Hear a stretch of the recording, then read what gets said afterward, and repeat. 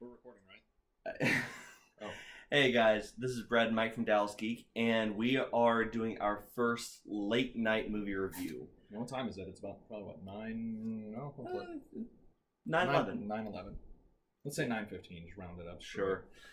So we're gonna be having a little fun while we review, but this review is actually gonna be on Wonder Woman. So yeah, we just got it. This was your second time. Yeah, I just saw it for the second time. Mike finally saw it for the first time, and we are going to give our thoughts, opinions, and an in-depth analysis on the whole thing. So as always, we're going to start off trying to keep the first couple minutes as spoiler-free as possible, and then we're going to go ahead and tell you, if you haven't seen it, bail, because we're going to deep dive on this one. Yeah, there's a lot to talk. There's actually a lot to talk about. Yeah. So, to begin with, spoiler free. What did you think of it? Thank God. It only took them 4 movies? Oh my gosh! But they finally got one right. Holy shit! This movie was fantastic. Yes. This movie, like halfway through this movie. Well, now, I mean, full disclosure, I love period pieces. Oh, yeah. And so this is a World War I movie. Yeah. I think only like the first 5 minutes and the last maybe couple minutes are set in modern times, and the entire movie is basically a flashback. Yeah. The tone was fantastic. Mm. And just in terms of, it wasn't emo as get the hell out. I'd already be jumping into spoilers, but when she says that she stands for love and she stands for the best of what mankind can offer and everything like that, yeah. I was like, wow, this is a complete 180 from the tone of your previous 3 movies. And 2 of those movies had Superman in it. What does that tell you? I mean, when you have an entire franchise of comics where you have one character that is supposed to be the most hopeful and optimistic person in all of creation, to the point where he is nicknamed Boy Scout by all of his fellow superheroes as a bit of a joke, and he's the most emo of your movie adaptations. That's a serious problem. However, Wonder Woman got everything right that they got wrong about Superman, and it was so wonderful. I kind of was legit expecting, because he was so emo in one of those Batman v Superman scenes when he was talking to Kevin Costner Ghost, to be like, Dad, life is just so hard, and I just don't know what to do, and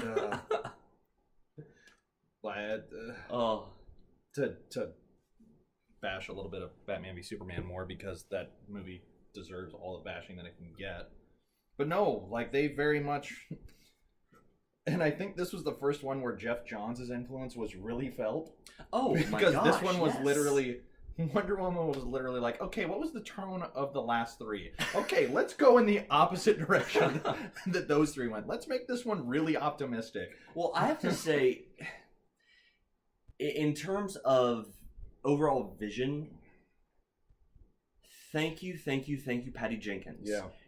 She, the vision that she brought to this movie, the tone that she brought to this movie was just, it was a genuine breath of fresh air, because it wasn't just the optimistic feel of it. It was the way every scene was framed. It was, it was the fact that there were nuances to the story. There were nuances to how each scene was shown based on what feeling you were supposed to get, but not in a way where it was beating you over the head with, hey, this is a sad scene, you should feel sad. No. It was subtle. Dude, Monster was her last movie? Holy shit. It was in 2003.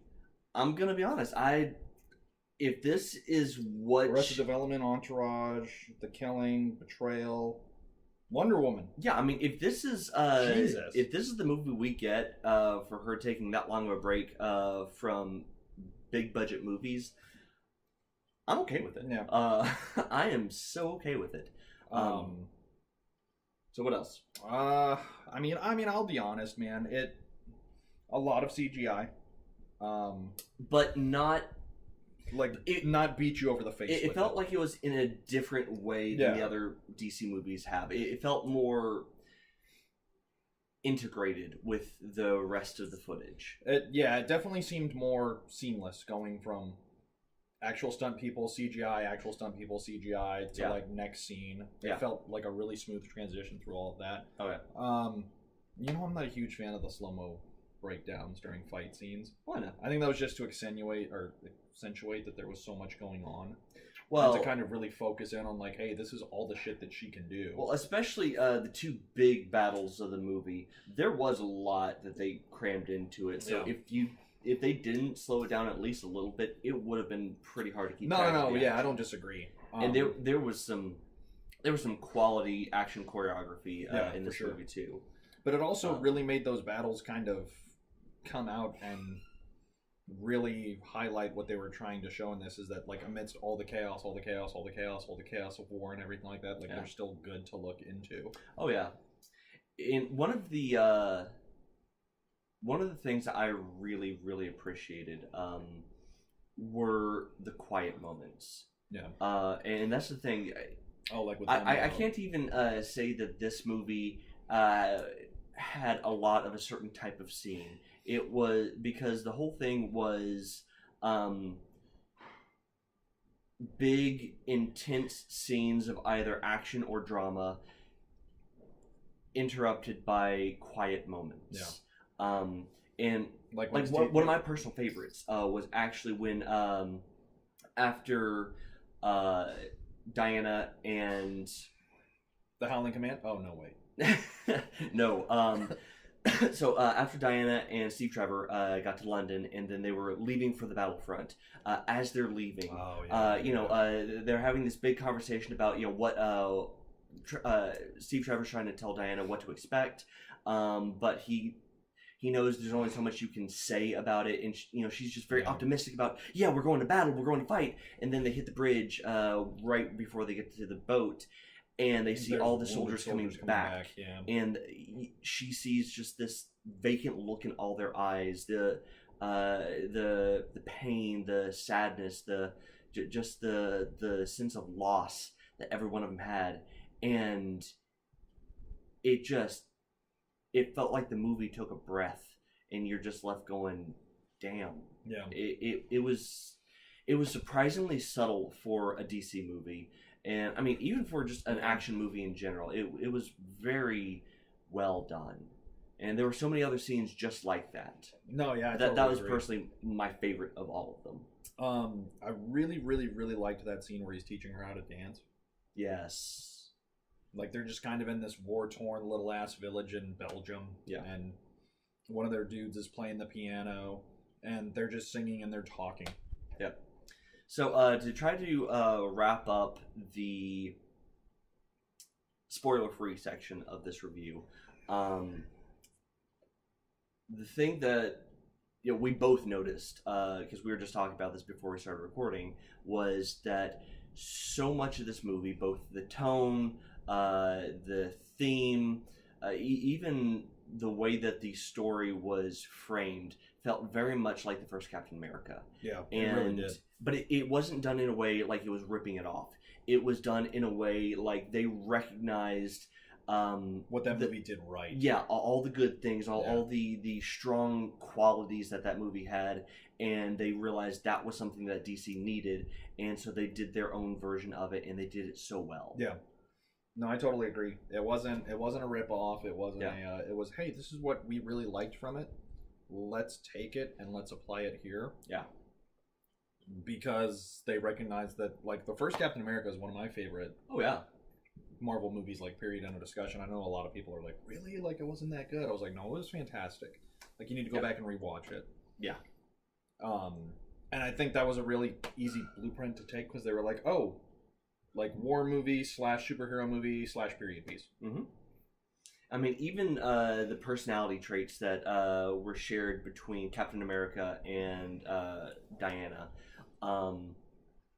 where you had this just very innocent, optimistic approach to life and to just human behavior. Black and white, there is no gray. Yeah. Like, these people are suffering, we need to help them. And over the course of their story, both characters were forced to see that there is a lot of gray, but their personal ideals did not have to waver because of it. Right.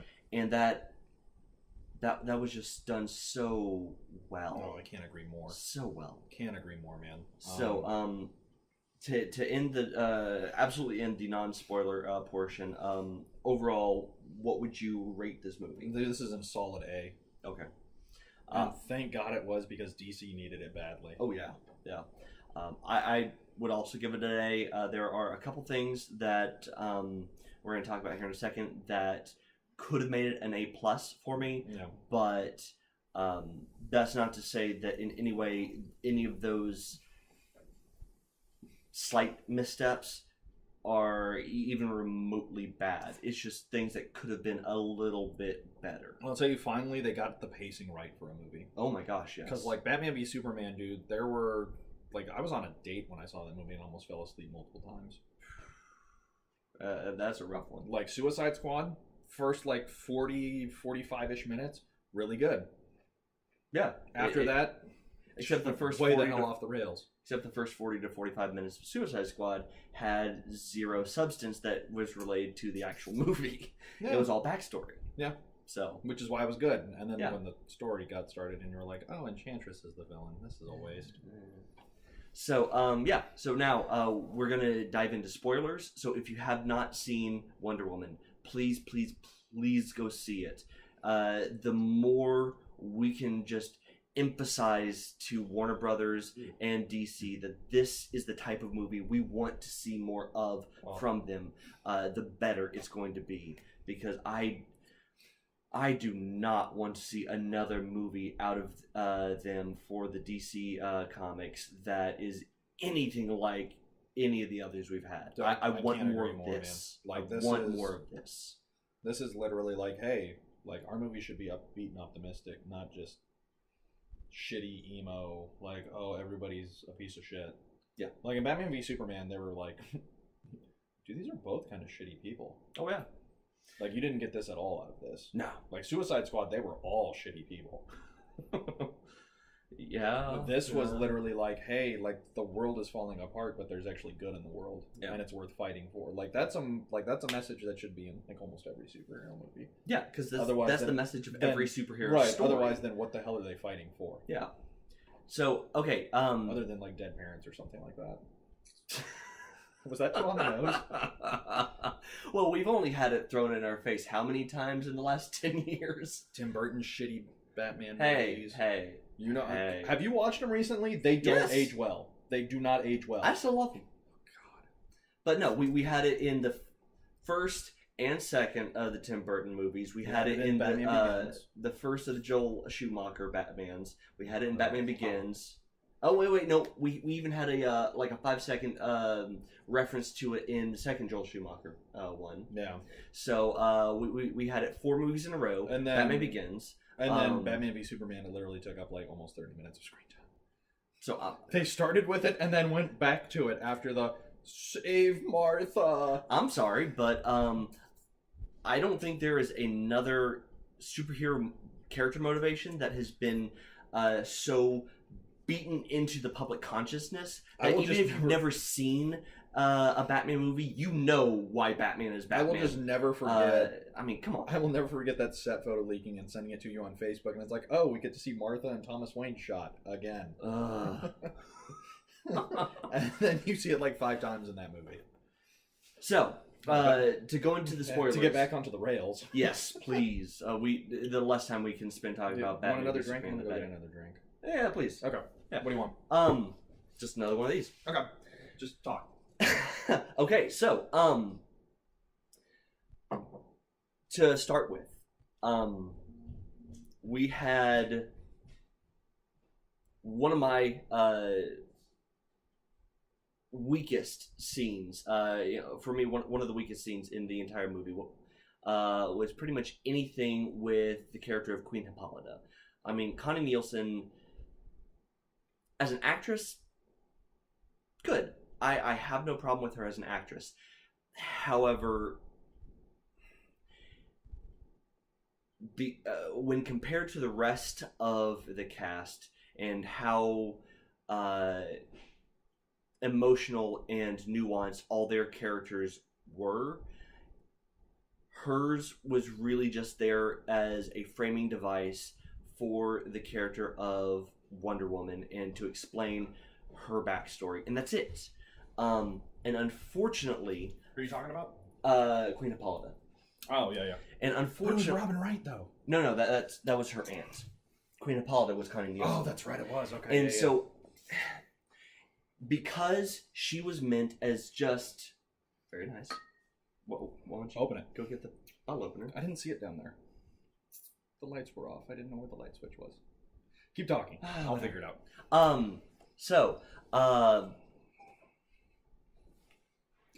Go check the wine rack downstairs in the drawer. Okay.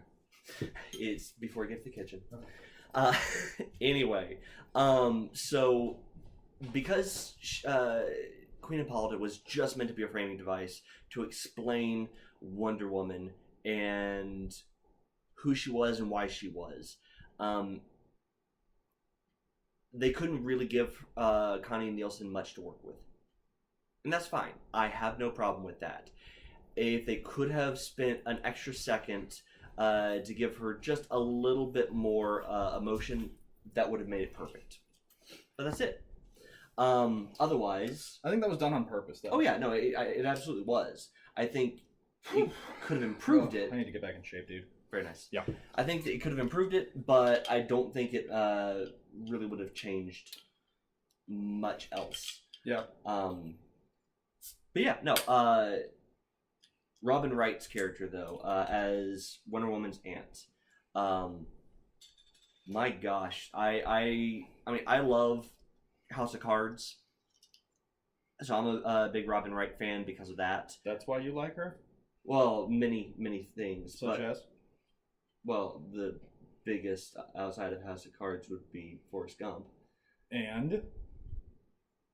Oh, I'm gonna cut you. What are you trying to get me to say? Oh, I'm gonna cut you. What do you want me to say? Just what do you think I want you to say?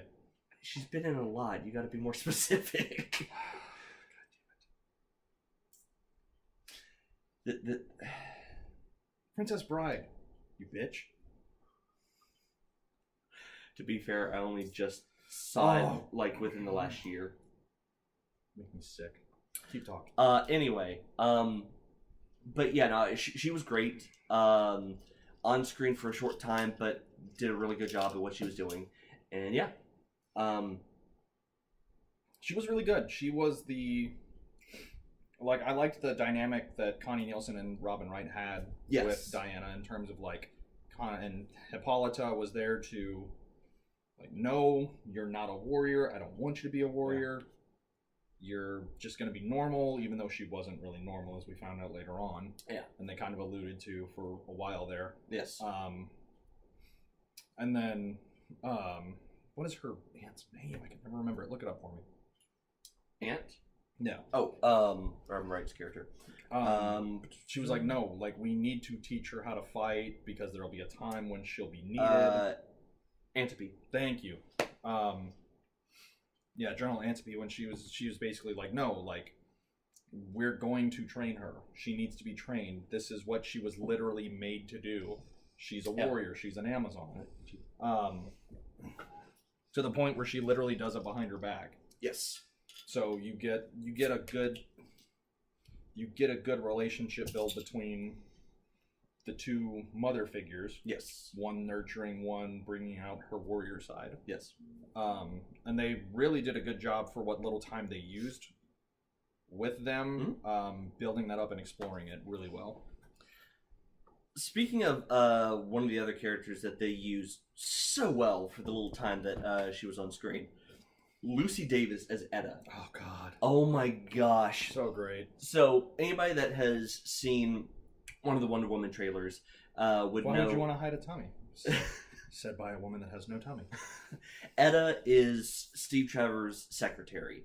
And I thought she had some of the best lines in the movie. She was great, dude. She was fantastic. I loved her, and honestly, if there is one character that I wish they could have given more screen time to, it was her. What was the line where Diana was like, "How are women supposed to fight in this?" "Oh, no, we don't fight, although we may get the vote very soon." I was like, Jesus. I was like, that was brilliant. No, I love the one where she was saying, "So, what do you do?" "Oh, I'm Steve's secretary." Oh, yeah. I'm Steve's secretary. I go where he wants me to go, and I do what he wants me to do. Where I'm from, that's called slavery. I like her. Oh my gosh, she was freaking amazing. Like the and seriously, she needs to do more big roles. I love her so much. Yeah, the chemistry between all of the characters was really good. Oh yeah. And honestly, the main group of fighters that went with Steve and Diana, at first they all seemed like they could turn into caricatures of whatever stereotype you would think of, with the drunk Scotsman, the I'm not even sure what a drunk Scotsman was. A drunk Scotsman is a stereotype, really? Well, never would have guessed. I'm not even sure what Sammy was. I think he was supposed to be I think Turkish. Yeah, I think so. Some Turkish or Arabic. And then Chief. You look at all of them, and at first you think, okay, it seems like their characteristics are coming on a little bit strong, but my gosh, no, they turn out to be so well rounded and did a really, really good job to just not just support but make the story in certain areas. I mean, like we got good. What's his name? The Scotsman. Murphy? Charlie. Charlie. As big and bold as his character tends to be, he had some of the more subtle characteristics to show the damage of war. No. And they like did him not being able to take the shot. Yeah. And like when he's singing on the piano, Steve's like, I haven't heard him sing in years. Having the night terrors and everything, yeah. I mean, it's done in a way that, once again, it doesn't feel over the top. No, it doesn't feel like caricature. Like, oh, we've got the one guy that's haunted by war. Like, they all were haunted by war. It was just in different ways. Like, I think Sammy at one point was like, yeah, I wanted to be an actor. I'm just not the right skin color. Yeah. So, unfortunately, this is where I ended up. Yeah. And can we just take a second to talk about Houston? Danny Houston as the villain. Oh my gosh, Danny Houston is always a good villain. He knows how to bring an air of menace and just turn it on. Or, protect Harry Potter. Well. Turn into a werewolf, that kind of stuff. And by the way, damn if it wasn't oddly satisfying to see Professor Lupin turn into the ultimate villain of the movie. Yeah. He was turning into a werewolf in Prisoner of Azkaban. Yeah. Yeah. I mean, so the big twist of the movie is that... Spoilers. If you haven't figured it out. Spoilers.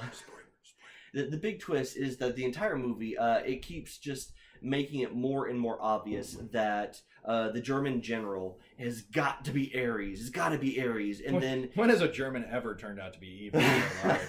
And then it turns out that it's actually the Brit that's been pushing for peace this whole time. That's like faking polio. Yeah. I mean, walking around with a walking cane, like super crippled, can barely move. Which, by the way, though, when you go back and look at all of the subtleties, the mannerisms that he uses when he is talking about we need peace, how very smooth, extra smooth he tries to be about it, but how quickly he was willing to turn on his own ideals for peace in order to push Diana and Steve and their team out to the war front. Right.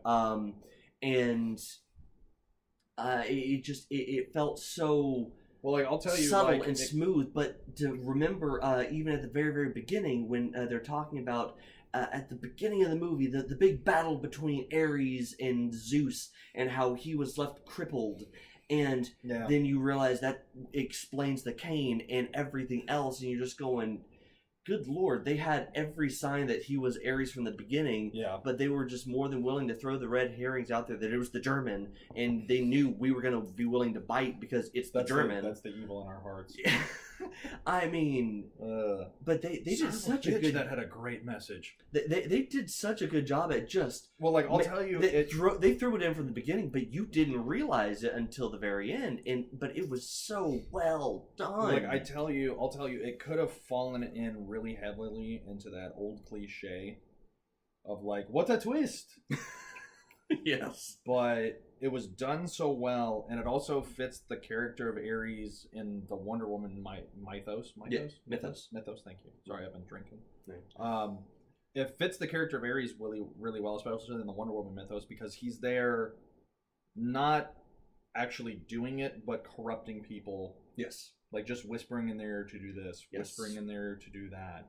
Whispering in their ear to maybe change up a formula for mustard gas like he did in this one, or whispering that, oh no, keep going, keep fighting, you know, that German nationalistic pride and that kind of stuff. Not even just the Wonder Woman mythos, but just the Greek mythology in general. Ares was never an evil character. He just happened to embody the most violent tendencies of human existence. Right, and then brought it out of humanity.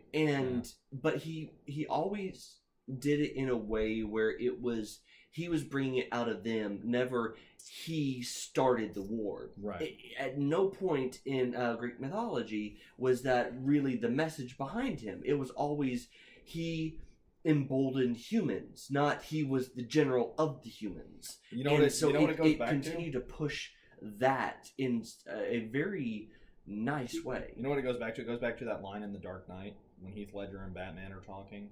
Or the Joker and Batman are talking, and it says, madness, like you know, is gravity. All it takes is one push. Like, that's what Ares is. Yes. He just gives them that one little nudge in the right direction. And then lets their evil take over. And the entire conversation that he had leading up to the final battle between him and Diana, where he was talking about what he did with humanity and how... her idealized version of humanity was wrong. That he was actually trying to save the world by destroying humanity because he saw the flaw in humans that Zeus and the other gods didn't. Right. It made him almost sympathetic from his point of view. If you're a psychopath, maybe. Well, no, I mean, if you listen to the things he said and the justifications he had, if you stopped for a second and even momentarily forgot that his influence had helped to create the deadliest weapon introduced in World War I, mustard gas, everything else that he said sounded like it could be easily identified that, human beings can be really horrible, and there is an easy way to justify that we probably shouldn't be trusted with much of any part of life. Yeah, so if I go disappearing in the next couple of days, you guys will know why. I'm just saying they had a very smart way of giving Ares the silver tongue. Without making him like the big bad devil character that you would expect, the ultimate villain of a certain character's mythology to be. I think that's was great. I think that's what made him a better villain. Oh yeah, that he wasn't doing it himself; he was manipulating others to do it for him. Yes, which, by the way, I didn't ever expect to say this, but that actually is a one-up on Marvel with their popular god villain Loki. The favorite of the villains. Wow. Loki has always been more hands-on. Yeah, he's influenced, but when it comes down to it, he's always been more hands-on. Right. And Ares, even up to the start of the battle, kept saying, "I don't want to fight you. Yeah. This is not what I want to do." And it was only because Diana started the fight that he chose to throw in. But even at the beginning, when she was trying as hard as she could to fight him, he was doing everything to avoid her attacks. Right, yeah. Which like I said, it gives his character a one-up on his Marvel equivalent. Yeah. And I honestly never thought I'd say that, but it's a thing. And then you had the Return of the Jedi scene. Yeah. You know what scene I'm talking about. The flashback for Steve Trevor after he like I'm not gonna lie, bye-bye. dude. If I R.I.P. Steve Trevor. I mean, we knew it was coming because it happens in the comics, but so Chris Pine did a really good job with that character. Yes, like he really did. But yeah. Like I'm not gonna lie, man. If I had a couple drinks in me, I probably would have leaned over to you during that movie and been like, "Good, let the hate flow through you." And that was actually, and I'll be honest with you, that was actually one of my more favorite scenes. Yeah, is she gets hit with the explosion and he's sitting there talking to her and she can't hear anything and it's broken up. Yeah, and she's like, "What? Like, what are you saying?" And then he goes off and he destroys and he basically sacrifices himself. And I really liked that line that he said, "I can save today, you can save the world." Yes. Oh my gosh. And then he goes and does the hero thing. Yeah. And then, like, she's literally about to turn to the dark side. Yeah. And she thinks back, and then you get to see that entire scene back with his dialogue added in, and it's like, oh, it's such a great scene. Yeah, because it was basically the end scene from the first Captain America before he took the plane down into the ice. Oh, that scene still chokes me up a little bit. I'm not even gonna lie. But it was it would have been the reverse of if after Cap did his thing, Peggy went off and kicked ass immediately after. Did you not watch Agent Carter? She did kick ass afterwards. No, I mean like immediately after. Oh yeah, fair. I mean, come on, it was so yeah. Like I really liked that. Really done. I really liked that. That's what set her off, and then she was gonna tap into her anger, and then she remembered that. Like I said, like the exact opposite of what the previous DCEU. Like this film was about optimism, about love, and about the fact that she feels so greatly that. Like, the world is a place worth saving and worth fighting for and everything like that. And that's when she's like, no, I don't choose anger, I choose love. Yep. Now, I will say that... and then proceeds to deliver one of the most hellacious shoryukens that I've ever seen in my life. Now, all you Street Fighter 2 fans know what's up. Now, I will say that one of the things that I really appreciated was how many references to the comics they had, both the New 52 storyline and even the original storyline of Wonder Woman, as subtle nods to the comic without forcing it as, hey, see this reference? See the reference? Like, you see it? You see it? Like, you see it? Like, at the beginning of the movie, when Queen Hippolyta is telling Diana, as a child, about, at the beginning of her bedtime story about how how Diana came to be, and rather than going with the traditional, human answer of, well, mommy and daddy loved each other very much, and one day a stork showed up. Which there's a great scene later on in the movie. Yeah, this one was pretty good. This one was, that she just had so much love in her that she made Diana out of clay, and Zeus brought her to life, which was the original origin of Wonder Woman. Right. And but the way it was told, it felt like a really sweet bedtime story that a mother would tell her child. Yeah. And it was just so subtle. Yeah. I mean, even some of the dialogue, actually multiple bits of dialogue between Steve and and Diana throughout the movie were just continual nods to their history in the comics. Yeah. I mean, even his reference after they saved the village to so. Do they have dancing on Paradise Island? Yeah. And and even though the entire movie they called it Themyscira, in the comics originally, before it was called Themyscira, it was Paradise Island.